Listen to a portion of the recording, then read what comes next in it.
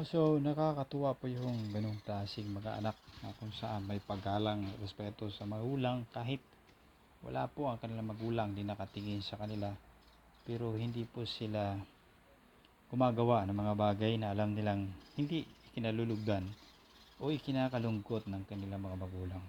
So ganun po dapat din tayo mga kapatid sa Diyos, kasi tayo po yung mga anak ng Diyos. At ang nais po ng Diyos na bilang Ama natin na tayo po ay nagawa ng mga bagay na kung saan umaayon sa kanyang kalooban at kagalakan. Okay? So, napakabuti po no, na tayo mga anak at mga membro ng simbahan ng Panginoon ay isinalang-alang lagi natin yung mga bagay na nakakalugod sa ating Diyos. Hindi yung mga bagay, at iniiwasan natin yung mga bagay na nakakalungkot or nagbibigay ng pighati sa ating Panginoon. Okay? So, alalahanin po natin, hindi po ang tao ang ating pinaglilingkuran at hindi po ang tao ang kumikilos sa loob ng ating puso at isipan. Hindi po ito kalooban ng tao na ikaw at ako'y maligtas. Hindi po ito kalooban ng tao na ikaw ay i-bless at i-enjoy ang kaligtasan at pagpapala na ipinagkaloob sa iyo na Diyos. Ito po ay kalooban niya. No? Ito po ay kalooban ng Diyos. Minsan, alam niyo po, isaalang-alang natin, bakit natin ipagkakait sa Diyos yung bagay na kung saan ikinakalugod ng Diyos. At yun yung ikaw at ako ay maligtas at ma-enjoy ang blessings sa kaligtasan na ibinigay niya sa iyo at sa akin. Huwag natin ipagkait sa Diyos yun. Kaya po sabi ni Pablo, manatili po tayong maging masunurin sa Diyos at gawin ang kanyang kalooban.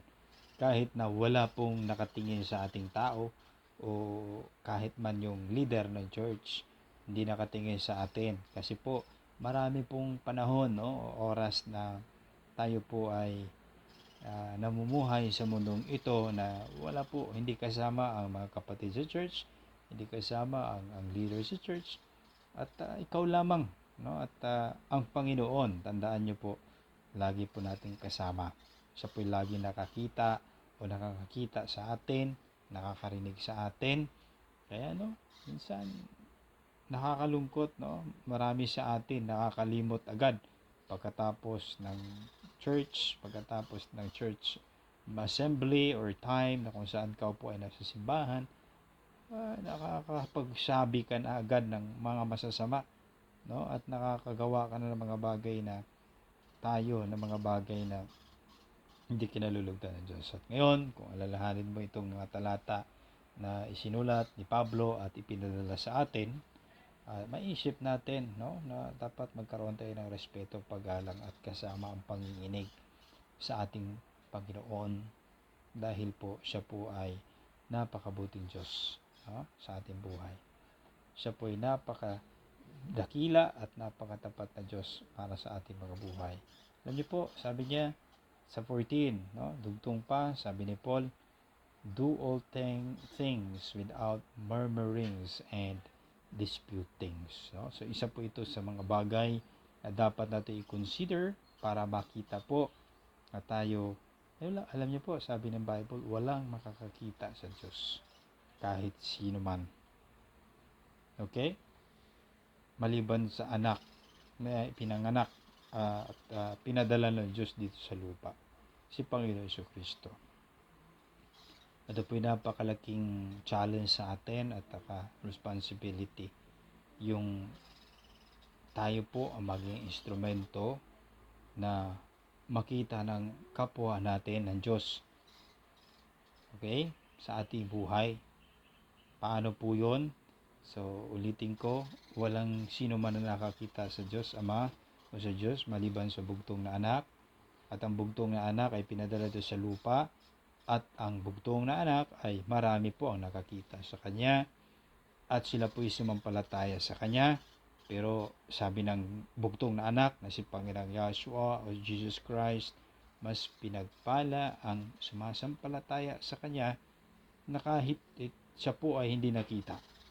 At tayo po yung tinutukoy noon nung sinabi niyang mas pinagpala kahit hindi nakakita sa Kanya. Ito po yung ating generation ng mga believers na hindi po nakakita sa Kanya pero nanampalataya sa Kanya.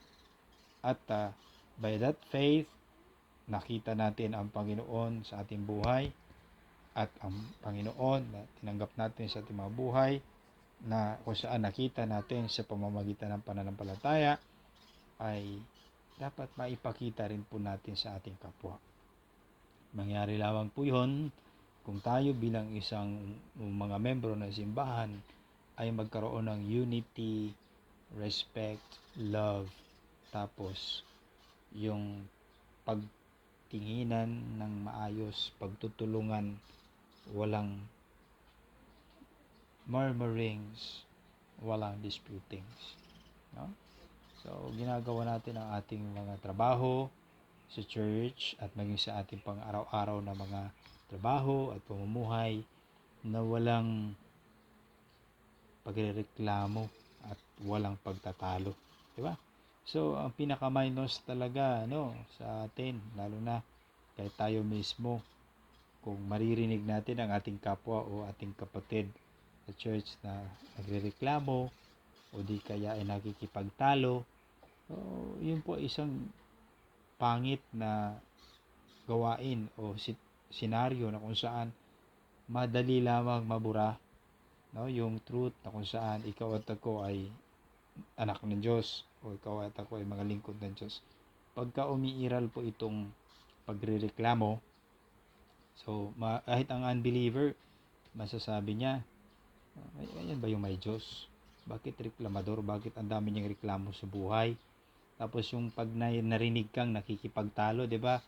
So hindi magandang pakinggan at alam niyo mabuti pang alam niyo sa sitwasyong pag may nakikipagtalo at kung tayo ay mahilig makipagtalo at tayo nga mismo, ikaw tingnan mo kung meron kang na yun ka sa presence yung presence mo doon sa senaryo na kung saan may nagtatalo, 'di ba? Parang ang sarap mawala doon, ang sarap umalis na lang doon sa lugar na yon kasi bangit pakinggan yung may nagtatalo no? Unlike maliban na lang kung tayo ay chismosa, gusto natin magstay doon, no? Pero pagka tayo ay hindi naman ganun at commonly ang nangyayari po, ayaw natin, no? Especially kung ina-expect na po na tayo ay nasa Diyos or mga naging lingkod at pananampalataya na ng Diyos.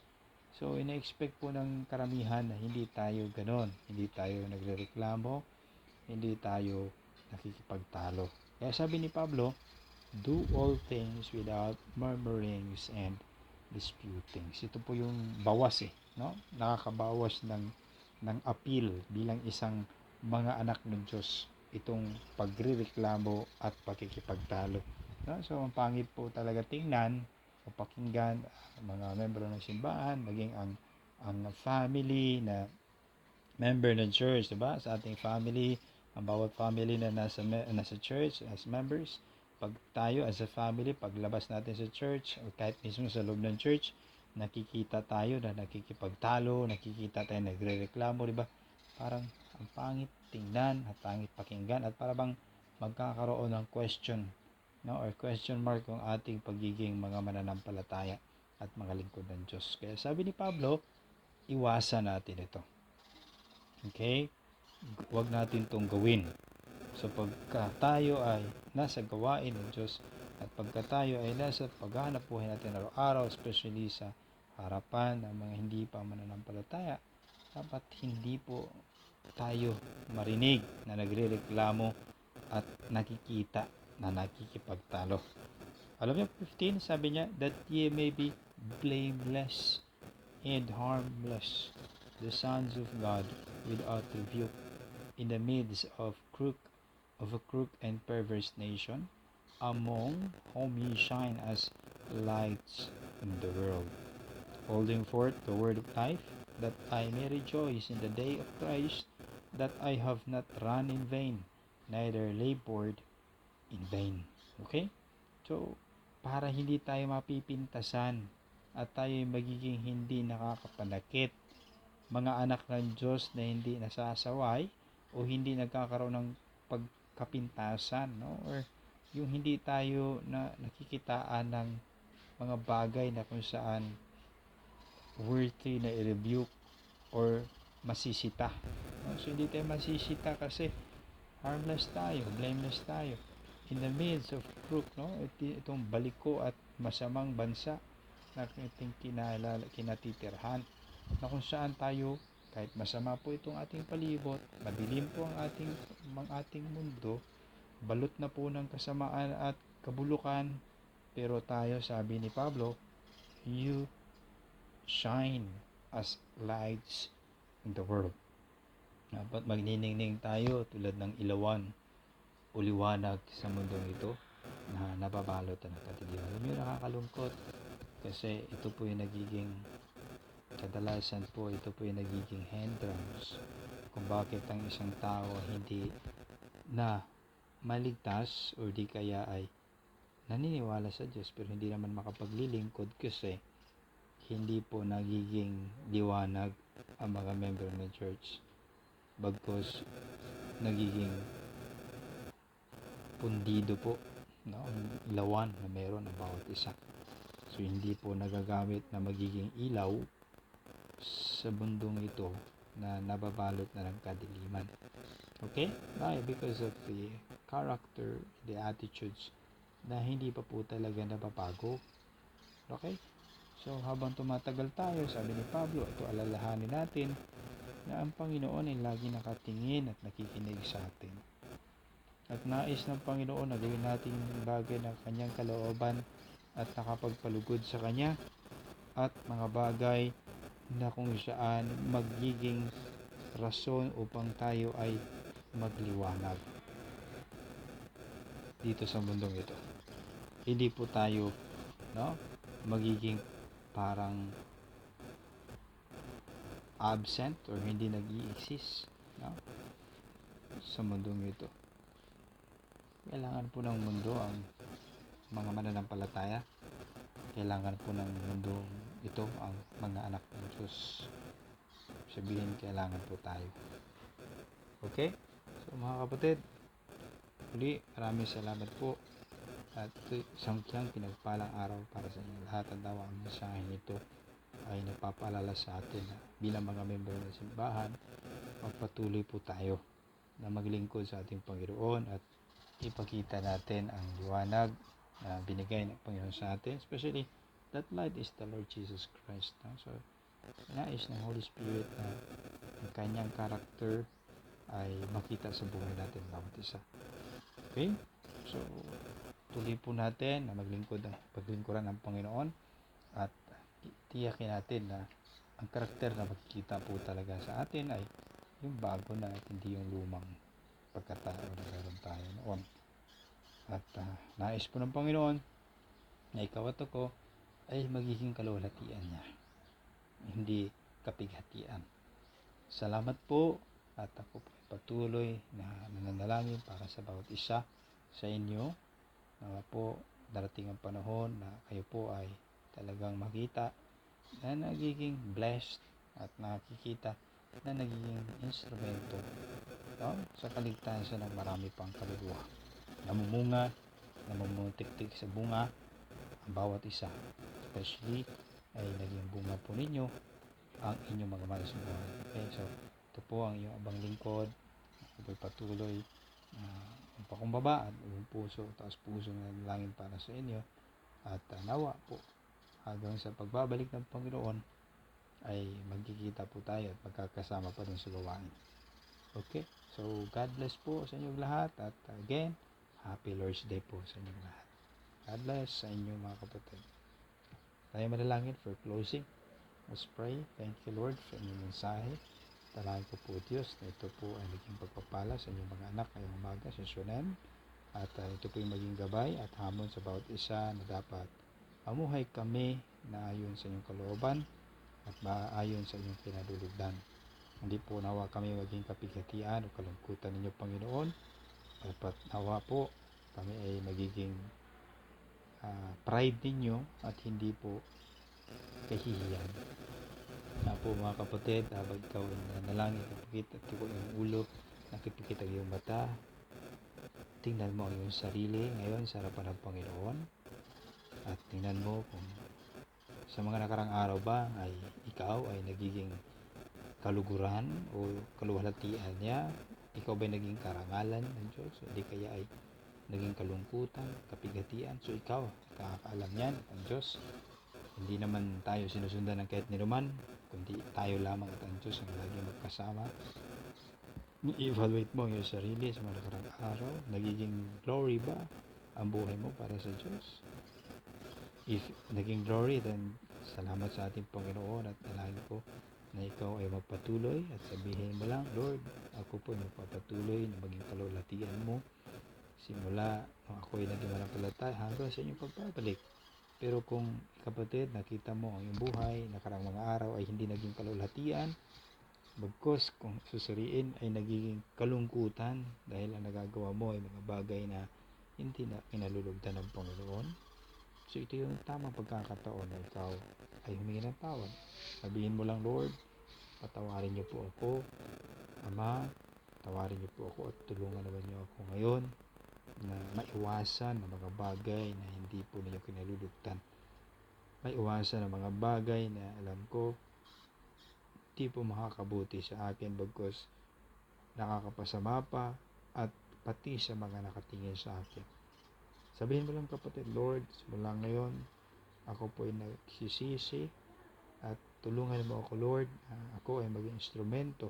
Sabihin mo lang kapatid, simula ngayon, ako ay maging instrumento para sa kaligtasan ng iba pa na hindi pa naligtas. At sa pamamagitan po ng aking testimonya, ng aking pamumuhay araw-araw. Nawa, sabihin mo lang kapatid, Lord, simula ngayon, mamumuhay po ako ng ayon sa inyong kalooban. Hindi po sa aking kalooban, kundi sa inyong kalooban. Kapatid, kung ginawa mo yan, salamat. At Panginoon, muli ako po nanalangin ng bawat isa na po yung tunay at seryoso po sa inyo po, Panginoon. Nawa, maisip po ng bawat isa kung gaano kaseryoso ang bagay na aming pinag-uusapan at kung gaano kahalaga ang responsibility na aming pinapasan at ngayon po ay ginagawa. Nawa maalala ng bawat isa, Lord, na ang church at ang ministry na inyo po pinagkatiwala sa amin ay isang seryosong gawain at hindi po ito biro lamang kasi ang nakasalalay po dito ay kaligtasan ng kaluluwa galing sa kaparusahan sa impyerno. Salamat Panginoon at nawa gamitin niyo po kami kapatuloy mightily para sa inyong gawain. Lord, Holy Spirit, please help us, convict us, convince us, and even rebuke us every time na kami ay naging pasaway at hindi sumusunod yung kalooban. Pasaway niyo po kami agad through our conscience and our spirit, Lord, para hindi kami magpatuloy sa masama. Salamat po. Ito yung aking dadalangin at may patuloy mong pawalain ng mga anak na sa Taguig Luzon, Ibaba Baptist Church. In Jesus Christ na we pray. Amen. Okay? God bless sa inyo lahat mga kapatid. See you. At I pray na sa Wednesday, nakapagpadala po ako muli ng message para po sa inyo. Salamat. God bless.